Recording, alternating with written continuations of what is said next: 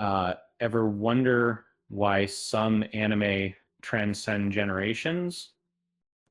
Some stories just stick with you, resonating long after the credits roll. Neon Genesis Evangelion isn't just an anime, it's a cultural phenomenon. Premiering decades ago, it didn't just enter the anime landscape, it redefined it, forever changing how stories were told within the medium. Um, and while celebrated as a TV anime, its impact on the big screen is equally undeniable, uh, continuing to resonate in the 2020s. Evangelion is known for delivering its true conclusion through a film. The end of Evangelion bridged narrative gaps left by the original anime's finale over the single 14 content. It's packed with iconic imagery, making it a vital piece of the experience. Uh, the and then the success of the rebuild of Evangelion films proves in the brand's continued power today that, what this, the end of Evangelion was almost a necessity given the lukewarm reception to the anime's final episodes. Budgetary constraints and production issues meant that the TV ending felt incomplete, right? A massive mecha battle and answers to the story's mysteries were missing. The finale felt surreal and lacked the closure fans deserved. This created a need for a true conclusion, and that's when Evangelion truly cemented its place in anime history.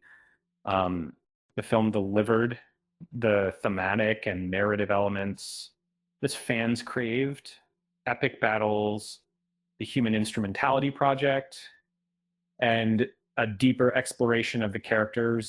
It expanded on hints from the anime, offering a satisfying conclusion. And it wasn't just about spectacle, it delved into the internal struggles of Shinji Ikari and the complex relationships between the characters. And anime movies often fall into a few categories. In the 90s and 2000s, many shonen anime received movie spin offs, often loosely connected to the main story. Some weren't even considered canon. These were often cash grabs, lacking the involvement of the original creators. Now, movies are frequently made to be explicitly canon, like the newer Dragon Ball films, which adapt manga content. There are also original anime films, like those by Makoto Shinkai and Hayao Miyazaki. The end of Evangelion stood apart from most anime films, both then and now. It wasn't a standalone story like Your Name, and it wasn't a non-canon side story like older Dragon Ball films. It directly built upon and concluded the anime's events. It differs from recent Demon Slayer films, which act as new seasons based on the manga.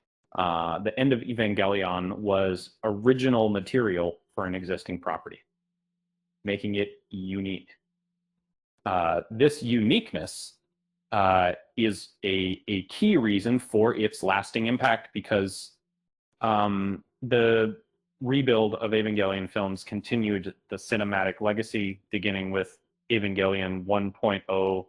You are not alone. Originally intended as accessible retellings, the series evolved. New characters were added and fan favorites were altered. By the third film, the story diverged significantly, culminating in 2021's Evangelion 3.0 plus 1.0, Thrice Upon a Time. The rebuild films referenced and built upon the end of Evangelion, but they presented an alternate universe. Some fans debated the changes, but the films were a box office success. They revitalized the franchise, introducing it to a new generation. They found a balance between nostalgia and innovation. The films proved the franchise was as relevant on the big screen as it was on television. The classic Evangelion anime concluded years ago, but it remains a cultural powerhouse in Japan. It's arguably as, if not more, recognizable today than when it first aired in the 1990s. And it's second only to Gundam in terms of mecha anime impact. New Evangelion anime emerged in the form of the rebuild films. The final film, released 24 years after the end of Evangelion, mirrored the original timeline. Evangelion became the box office king of mecha, eclipsing even Gundam's performance. It's ironic, isn't it? A show about giant robots and existential dread becoming a cultural phenomenon. Really, really, maybe that's the secret. We all need a little bit of both in our lives.